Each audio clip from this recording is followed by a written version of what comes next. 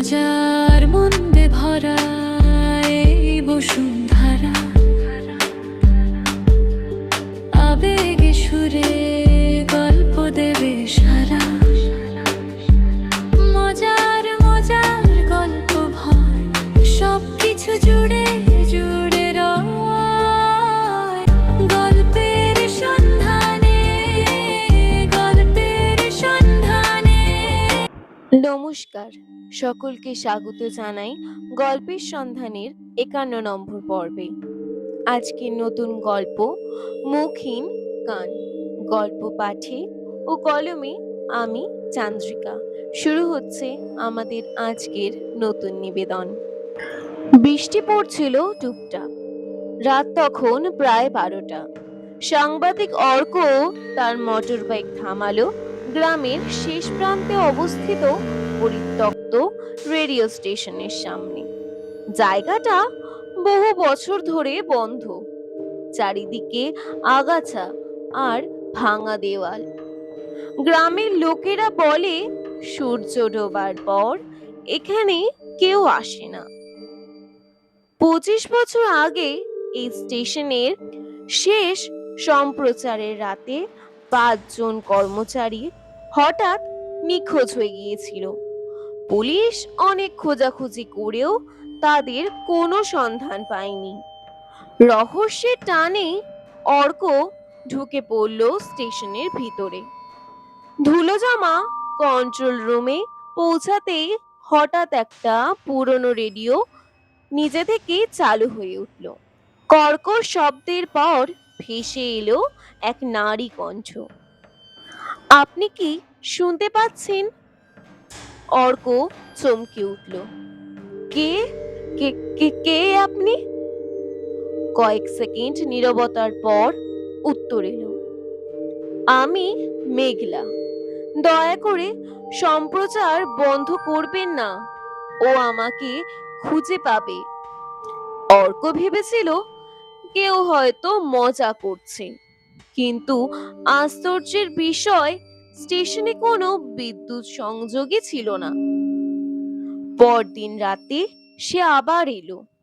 মেয়েটি জানালো সে এই স্টেশনের ঘোষিকা ছিল। শেষ সম্প্রচারের রাতে তারা একটা অদ্ভুত শব্দ শুনেছিল। শব্দটা যেন হাজার মানুষের ফিসফিসানি একসঙ্গে। তারপর স্টুডিওর অন্ধকার থেকে বেরিয়ে এসেছিল একটা জিনিস। ওটার কোনো চোখ ছিল না, কোনো মুখও ছিল না, শুধু ছিল অসংখ্য কান। ছোট বড় শত শত কান সারা শরীরে ছড়িয়েছিল।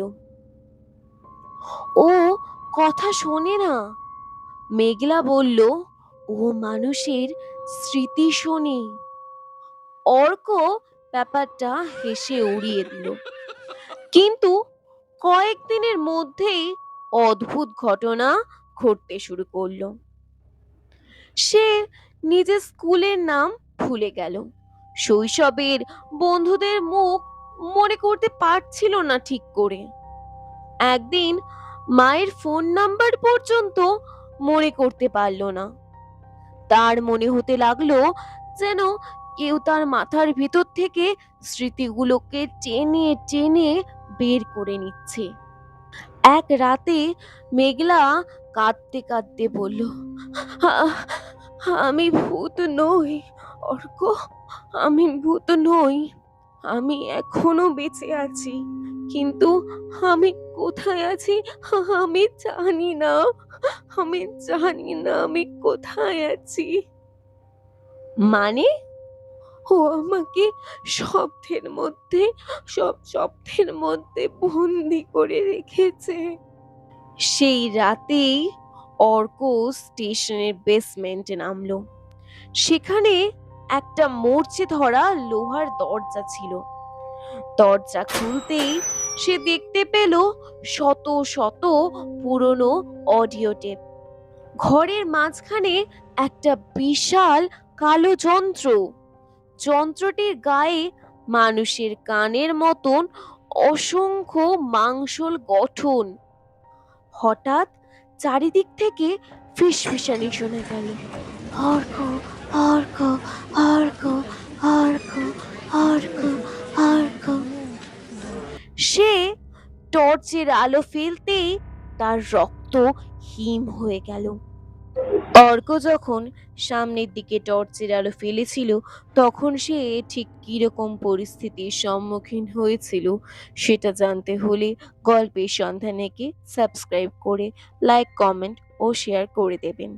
পরবর্তী অংশ শোনার জন্য গল্পের সন্ধানের সাথে জুড়ে থাকুন। দেওয়ালের সঙ্গে অসংখ্য মানুষের মুখ মিশে আছে।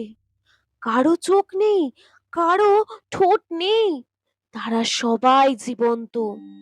সবাই একসঙ্গে ফিসফিস করে বলল, আমাদের কথা কেউ শোনেনি, এখন তুমি শুনবে, তুমি শুনবে, তুমি শুনবে।